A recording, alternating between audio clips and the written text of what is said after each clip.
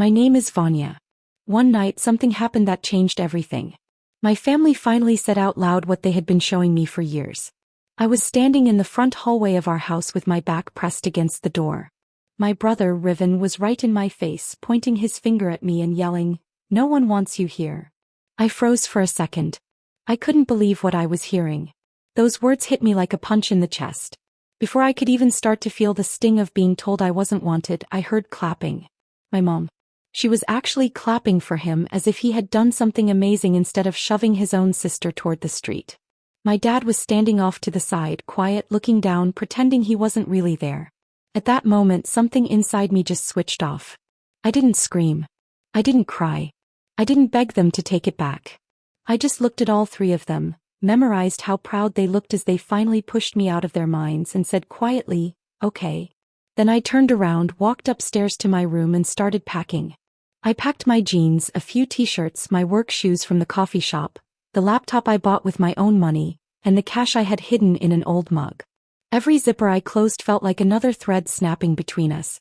I could hear them downstairs still talking about me as if I was already gone. And for the first time, I realized that maybe leaving was exactly what I needed to do. I left without slamming the door, without saying goodbye. I just walked out. And if you think that was dramatic, wait until you hear what happened the next morning. My phone lit up with 36 missed calls from the same people who had just said nobody wanted me there. If you want to know how I went from being unwanted to feeling like I had all the power, stay with me. People always say family is supposed to be your safe place. But for me, home never felt safe. It felt like a stage where I was always an extra in someone else's story. I grew up in a house that looked normal from the outside. It was in a quiet neighborhood outside Chicago with trimmed lawns, mailboxes decorated for the holidays, and neighbors waving as if everything behind the closed doors of our house was perfect. But inside things were very different. The rule in our house was never said out loud, but it was clear. Riven mattered more than I did. My brother is 22, and he has always been the golden boy. My mom, Morgana, talks about him as if he's the main character in a movie she's directing herself. My dad, Selim, doesn't say much, but when he does, it's usually to back her up. They always say they treat us equally, but the truth is, it has never been close. Before I continue further, don't forget to subscribe and join the awesome community. Drop a comment below to tell me where you're watching from and what you think of the story. I am 19. I work at a coffee shop near my school. Every paycheck I earn goes into a savings account for my graphic design classes. I pick up extra shifts when someone calls out. I walk home smelling like coffee and sugar, and somehow I still find the energy to cook dinner and clean the kitchen because my mom says she's too tired after work and Riven needs time to focus. Focus on what exactly? I've never understood. Riven dropped out of community college after one semester. He spends most of his time in his room yelling at strangers online through a headset. Somehow in my mom's mind that makes him important. When he wanted a new gaming console and a curved monitor, my parents pulled out a credit card and bought it for him. When I asked them to help pay for a software license I needed for school, they laughed and told me to learn to be independent. At dinner, every conversation circles back to Riven. His games, his online friends, his stress. If I try to talk about a good grade, a design I'm proud of, or how tired I am after a double shift, someone glances at their phone and changes the subject. Eventually I stopped trying to join in. I started just clearing plates, refilling water, stacking dishes like some unpaid housekeeper who happens to live there. It wasn't always dramatic. It was small things, tiny cuts. Mom called Riven her baby while reminding me I was old enough to pull my own weight. Dad told me I was strong and could handle things on my own, then stepped in whenever Riven messed up. The first time Riven borrowed money from the jar in my drawer to buy skins in one of his games, my parents said it was a misunderstanding. They told me not to make it a big deal, that it was just siblings, and promised he would pay me back. He never did. I learned quickly that in our house, I was expected to be quiet, forgiving, and understanding, while Riven could be loud, reckless, and defended. I told myself that if I worked hard enough, I could buy my way out. Once I finished my classes and got a real job, I would hardly ever have to be home. That thought helped me get through long nights wiping tables and scrubbing coffee machines. The night my brother shoved me toward the door and my mom applauded him was not random. It was the moment all the small injustices finally piled up high enough to crush the hope I had that things might change. And the worst part? If someone had walked into our kitchen just a few hours before, they would have thought it was a normal evening in a normal family. That night started like any other after a long shift at the coffee shop. I came home tired, clutching my tips, thinking about the project I needed to finish on my laptop for school. I had no idea that walking through that front door would be the last time I entered that house as someone who actually lived there. By the time I pulled into the driveway, my feet hurt and my brain felt scrambled. The only thing keeping me upright was thinking about getting upstairs, opening my laptop, and finishing the last details on a design I had been working on for days. It was for a small scholarship competition. The money wasn't huge, but to me it meant one more class I wouldn't have to stress about. I pushed the front door open. The first thing I noticed was the sound. Not the TV, not my parents talking. It was Riven yelling loudly from the living room. He was sprawled on the couch with his headset on, typing fast on my laptop. Not his laptop. My project was still on the desktop, but when I looked, my files were a mess. One main file I had carefully labeled was corrupted. A blank gray square where my design used to be. My heart sank. Riven, what did you do? I asked, my voice shaking. Relax. I'm just using it for a bit, he said, turning back to his game. The screen flashed with some online match that was definitely not my design software. I tried to stay calm. You're playing on my laptop without asking and you just ruined my project. I have a deadline tomorrow. He rolled his eyes like it was no big deal. It's just a drawing thing. You can redo it. Don't be so dramatic. My hands were shaking. That drawing was hours of my life after work. Pixels and lines I had worked on and felt proud of. You already took money from me and now you're taking my work too, I said. You don't get to just take my stuff because mom thinks you're fragile. The second I mentioned the money, his face changed. He ripped off one side of his headset and glared at me. Oh my God. Are you still on that? He shouted. You lent me cash. Get over it. You always act like a martyr. You stole it. And you never paid me back. That is not lending, I shouted back. He stood up fast, the laptop sliding on the table. You're just jealous because mom and dad actually appreciate me, he sneered. You think working at some stupid coffee shop and drawing makes you better than me? I think working at all makes you more responsible than you, I replied. All you do is yell at a screen and dig the family deeper into debt. That was when the front door opened again. Mom and dad came in with arms full of groceries talking. They saw us facing off and my mom rushed to Riven like he was the one being hurt. What's going on here? She demanded, looking at me. Not him. Riven didn't miss a beat. She's freaking out over her little art files and trying to shut off my game, he said, pointing at me. Borrowing. I repeated. You corrupted my project. I'm working on a scholarship. Why are you on my laptop? You have your own computer upstairs. My mom sighed. It's just a laptop, Vanya. You two need to learn to share. Your brother had a tournament tonight. Can you not make everything about you for once? Dad nodded. If the file is gone, you can redo it. You're talented. You'll figure it out. I felt my throat close. It's not just the file, I said quietly. It's everything. The money, the time, the way he walks all over me, and you always act like I'm the problem when I speak up. Riven gave a short, ugly laugh. Because you are the problem, he snapped. You're always whining. You're always playing the victim. He stepped closer and I could feel his breath on my face. You know what? If you hated it here so much, why don't you just leave? My mom didn't tell him to stop. She didn't tell him he was going too far. She crossed her arms and watched me like she was waiting to see what I would do. I could feel my face get hot and I didn't know where to look. My stomach felt strange, like it was full of butterflies that weren't friendly at all. Maybe I should go, I said softly.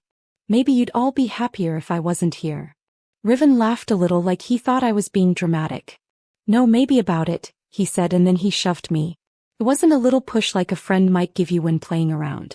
It was hard and careless, the kind that makes you stumble backward. I hit the front door with my back and the sound of it made me flinch. It hurt more in my heart than it did on my back, though. That's when I heard it again, slow, sharp claps. My mom was clapping at Riven. She smiled at him like he had just done something really brave. I couldn't believe it. He had just pushed me, but she looked proud. Finally, someone said it. She's finally speaking up, my mom said.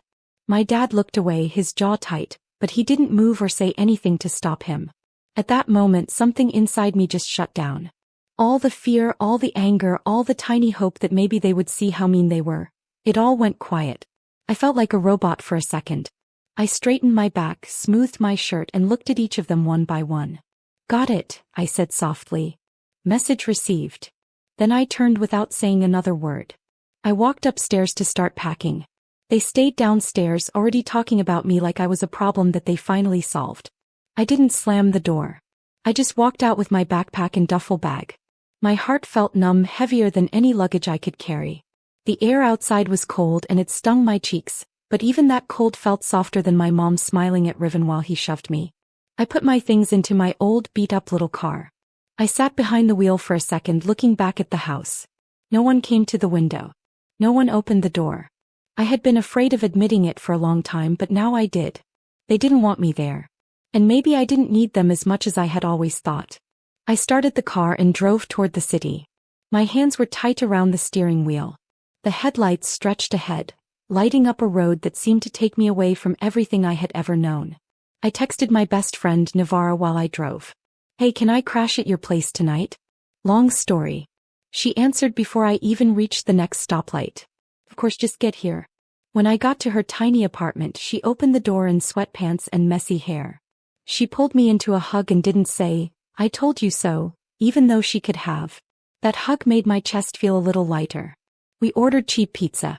Navarra handed me a big, oversized t-shirt, and I curled up on her couch with a blanket. My laptop sat on the coffee table, and on it was the corrupted file, staring back at me like it was a reminder of everything I had left behind. For once, I didn't open it. I didn't try to fix it. I just let it sit there. Navarra put on some random show and didn't say a word about my eyes getting glassy. Felt nice to not have to pretend. "You can stay as long as you want," she said quietly. I nodded. If I tried to speak, my voice would probably break, and I wasn't ready for that. I fell asleep that night listening to the hum of traffic and the faraway sound of sirens instead of Riven yelling at his games through thin walls. It was strange but peaceful. No one was telling me what to do. No one was rolling their eyes when I talked. The silence felt different this time. For the first time, it didn't feel like punishment. It felt like a possibility. The next morning, my phone woke me up. It was buzzing on the coffee table nonstop. At first, I thought it was broken. The screen kept lighting up, going dark, lighting up again. It vibrated so much it almost slid off the edge. When I finally grabbed it, I stared. 36 missed calls. All from Mom, Dad, and Riven. My notifications were a mess of texts stacked on top of each other.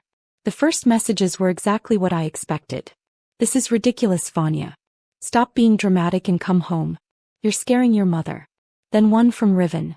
"Nice job making everything about you again." I almost laughed. They had thrown me out, but somehow I was still the problem. I tossed the phone aside, went to brush my teeth, splashed cold water on my face, and tried to pretend none of it bothered me. But when I came back, there were more messages. This time their tone had changed. "Vanya, please pick up. This is serious. We need to talk. Your help." That was new. I opened one of Mom's longer texts and read fast, my eyes scanning the words faster than my brain could process. Big trouble. Money. They were threatening legal action. My heart didn't drop this time. It just paused. Less than 12 hours ago, they watched my brother shove me and told me nobody wanted me there. Now suddenly I was useful. Suddenly I was the only one who could help. I sat on the couch, phone in my hand, Navarra watching me from the kitchen with her arms crossed. "Let me guess," she said. "They need something." I gave a small, humorless laugh. "Yeah," I replied. "Apparently my brother's in trouble and I'm the emergency contact." I didn't call back. Not yet. I just stared at those 36 missed calls and the flood of messages, wondering what you're supposed to do when the people who threw you out like trash suddenly act like you're the only one who can save them. I don't know how long I sat there staring before I finally hit the call. Part of me wanted to block all three of them and go back to pretending I was just a normal college kid, sleeping on a friend's couch. But curiosity and that old sense of responsibility wouldn't shut up. Mom answered on the first ring. Her voice was shaking. "Vanya." "Oh, thank God." There was no "where are you? Are you okay?" Just "we're in trouble. You need to come home." I didn't say I wasn't sure this was home anymore. I just asked what happened. She didn't give me the full story over the phone. Just bits and pieces. "Your brother, money, those online loans? They're freezing accounts. There are papers from the bank. Just come here, please." She hung up before I could say yes or no. I stared at my screen for a second, then grabbed my keys. Navarra watched me from the doorway, arms crossed. You don't owe them anything, she said quietly. I knew she was right, but still I went anyway. The drive back felt different this time. It felt less like going home and more like heading into a meeting I hadn't agreed to. The house looked the same from the outside, but on the porch table was a stack of envelopes that hadn't been there the night before. I could see bold black letters through the little plastic windows. Notice delinquent. Final warning. Mom opened the door before I could knock. Her eyes were red. Her hair was pulled back tightly, making her look smaller than I had ever seen. For a split second I thought she might hug me, apologize, or say anything about throwing me out. Instead she stepped aside. We need to talk in the kitchen. Dad was at the table, papers spread everywhere. Riven sat slumped in a chair, arms folded, eyes glued to his phone like this was mildly inconvenient. On the table were credit card statements, printed emails, and one envelope that said foreclosure in huge, impossible-to-ignore letters. My stomach twisted. So, I said, keeping my voice as flat as I could, what is all this? Dad cleared his throat, adjusting his glasses, the way he always did when he was uncomfortable. Your brother made some poor decisions, he started. We've been trying to handle it, but it's gotten out of control. Mom cut in before he could soften it too much. He took out a few online loans for equipment, she said, eyes flicking toward Riven. Some under his name, some under ours. It was supposed to be temporary. He thought he could pay them back once his streaming took off. I almost laughed. His streaming? I repeated. You mean the games he screams at all night with 3 viewers? Riven glared at me but didn't deny it. Dad sighed. The interest rates were higher than we realized. We tried to consolidate, move some things around, put some of it on the house.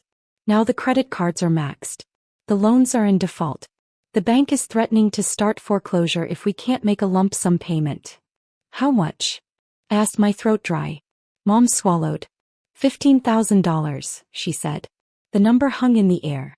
$15,000. More than I'd ever seen in one place. But it was close enough to what I had saved that I instantly understood why my phone had exploded that morning. And you called me, I said slowly. Because you want me to fix it. Mom reached across the table, palms open. You have savings, Vanya, she said. You've been working nonstop. You told me you were doing well. If you just pay this off, we could keep the house. We'd pay you back. I laughed then, a short, sharp sound that didn't feel like mine. You'd pay me back? I repeated, like Riven paid me back when he borrowed my cash for his games. Like you protected me last night when he shoved me into a door and you clapped. Mom flinched. We were all upset, she said quickly. Things were said, but this is bigger than that. This is our home. You grew up here. Don't you care if we lose it? I looked around the kitchen. The same table where I had done homework while Riven bragged about beating some level. The same counters I had wiped 1,000 times. I swallowed hard and tried to think about what to do next. I was standing on the same floor I had been on the night before. The same hallway. The same kitchen. The same house where my family had made it very clear that I didn't matter. That I wasn't important. That my feelings didn't count. I care, I said, my voice calm but firm, but I'm not going to hurt myself to make you happy. My dad's face got serious. His eyes were sharp. That's very dramatic, he said. We're asking you to help your family. Families help each other. I looked him in the eyes and didn't flinch. Did that rule happen last night? I asked. When your son shoved me and your wife clapped her hands like it was a joke, was that helping each other? Is that what family looks like? Riven finally shouted. Are you still crying about that? He yelled. I was mad. You were being crazy. I didn't even push you that hard. And now you're going to let us lose the house because of your feelings. I turned to him, my voice calm but steady. No, I said. You are going to lose the house because of your choices. Your loans. Your lies. And because your parents let you do whatever you want. Not because of me. My mom's voice went sharp and high. We are trying to fix it, she said. We want you to help, not make the problem bigger. That's what families do. Families stick together. Something heavy inside me shifted. For years I had swallowed my feelings to keep the peace. I had been quiet. I had been reasonable. I had been understanding. I had been the one who tried to make everyone happy while ignoring myself. And now I am done. You only call it family when you need something, I said. The rest of the time I'm the one who cleans up your messes. I'm the one who takes your anger. So no. I'm not giving you my money. I'm not taking a loan. I'm not signing anything. My mom stared at me like she didn't know who I was. You can't be serious, she whispered. If we lose this house, it's on you, I said. No, I answered. If you lose this house, it's because you clapped while your son shoved me instead of stopping him. That's on you. Riven muttered something under his breath about me being selfish. My dad looked like he wanted to argue, but he didn't. He didn't have a response ready. I picked up my keys in my bag. I came because you said it was serious, I said. I listened. I understood. And I am still saying no. I walked toward the door, feeling the stairs behind me. Nobody moved. Nobody called after me. Nobody tried to stop me. Just as my hand closed around the doorknob, my mom's voice came out smaller than I had ever heard it. If you walk out that door, don't expect us to forgive you, she said. I looked over my shoulder. You already made it very clear you don't want me here, I said. This time I'm just choosing to believe you. And then I stepped outside. I shut the door behind me and left them sitting in that kitchen with their unpaid bills and their empty excuses, wondering what would hurt them more in the long run. Losing the house or realizing the one person they thought would always clean up their mess had finally stopped. I wish I could say walking out of that kitchen was the end of it, but people like my family don't let go of control that easily. The minute I got back to Navarra's apartment, my phone started lighting up. First came the rage. Long angry texts from my dad about how I was betraying my own family. Messages from my mom about how I was choosing money over family. And messages from Riven saying I was pathetic and that I would regret this when we were all on the street. I muted the group thread and tried to focus on my work schedule for the week. But it was hard to ignore the messages. It's hard when your own mother types paragraph after paragraph about how disappointed she is in you. Then, like flipping a switch, the tone changed. The next day my mom's messages were softer. We didn't mean what we said last night, she wrote. We were just scared. You know we love you. My dad sent a message too. It said he understood things had been tense and that maybe this was a chance for us to come together. Riven didn't exactly apologize, but he sent a short message. Look, just help with this one thing and I'll stay out of your way forever. That made me laugh out loud. For a while I ignored all of them. I went to work, came home, ate cheap noodles with Navarra and pretended my life was just mine. Pretended the house, the bills and all the family drama didn't exist. But the messages kept coming. Eventually, a new thought crept into my mind. If they really wanted my help, if they were truly desperate, what would it look like for them to admit what they had done wrong? Not just to me but to everyone they had lied to about being this perfect, happy family. So when my mom texted me again late one night, "Please, Vanya, tell us what we can do to make this right," I didn't tell her to go away. Instead, I typed back carefully, thinking about every word. You want my help? Then you have to admit what you did publicly. She replied instantly, "What do you mean?" I took a deep breath. I let years of humiliation and dismissal pour into my fingers. I told her exactly what needed to happen. She had to post on Facebook from her account where all of our friends and relatives could see. She had to say she favored Riven for years, that she let him use my money and my things, and that she stood there while he shoved me out of the house and applauded. She had to apologize to me by name. Not in a private message. Not in a text. Publicly. The typing bubble flashed on her screen for a long time. When she finally replied, it was just 3 words. That's not fair. I shrugged, even though she couldn't see me. Neither is asking your daughter to erase $15,000 of your mistakes, I typed back. Then I put my phone face down and went to bed. The next afternoon, Navarra walked into the living room holding her phone. You've seen this?" she asked. I hadn't. He handed it to me. My mom's Facebook page was open, and front and center was a long post stacked with comments. She had done it. She hadn't worded it exactly the way I asked. She softened some parts and made others seem like misunderstandings. But the important things were there. Favoritism, the stolen money, the night Riven pushed me, and the fact that Vanya was hurt. My name was there, shining like a spotlight. People were shocked. Some commented, "I had no idea." Some tried to defend my parents, but others didn't let it slide.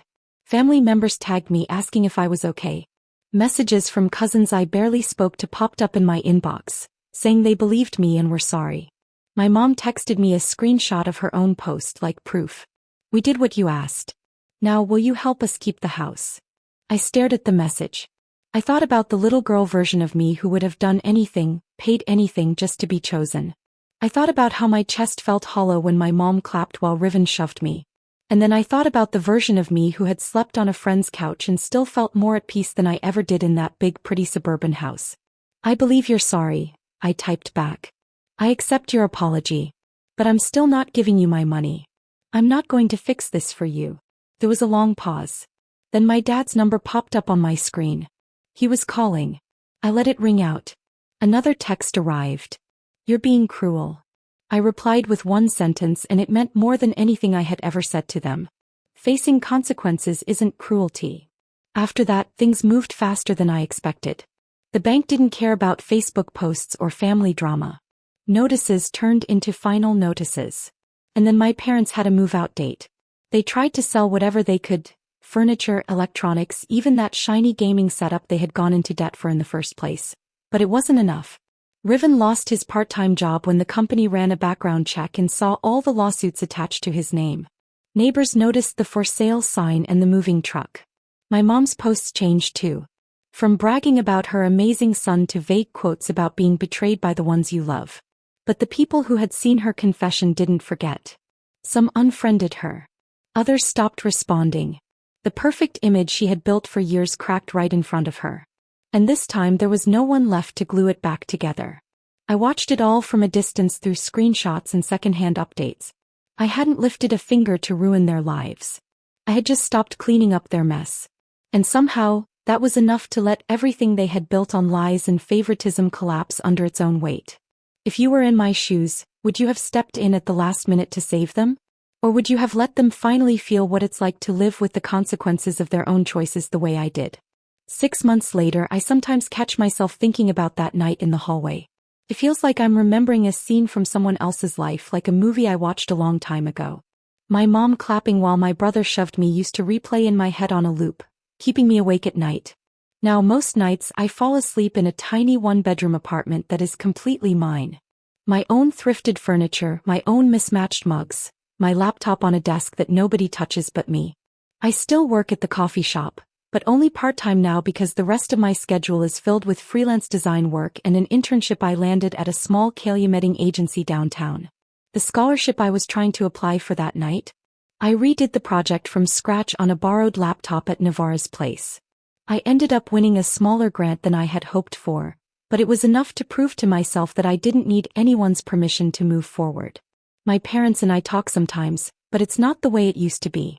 My mom sends long texts about how hard life has been in their new apartment. My dad has sent a few awkward apology messages, the kind that take responsibility in vague half-finished sentences. Riven hasn't apologized. Not really. He sent one short text months ago that said, "I shouldn't have pushed you," and then followed it up with, "But you didn't have to let them take the house." I didn't respond. I'm not holding out for some big, tearful reunion or a perfect Hollywood ending. The truth is, I don't need them to fully understand what they did. I just need them to know I won't stand in the line of fire for them anymore. The anger I carried for so long has mostly burned out. And what's left is something quieter. A kind of sad clarity and a stubborn kind of peace. I don't feel guilty for not saving them. They had chances, years of chances, to treat me like a daughter instead of a backup plan. They chose not to. And life finally answered them back. If there's any lesson in all of this, it's that blood doesn't give anyone the right to break you, and then demand you be the one to fix what they shattered. Sometimes the bravest, kindest thing you can do for yourself is to walk away from people who keep proving they don't value you, even if those people share your last name. So yes, my mom once clapped while my brother shoved me out of the house. And now I'm the one sleeping peacefully at night, building a life they don't get to control.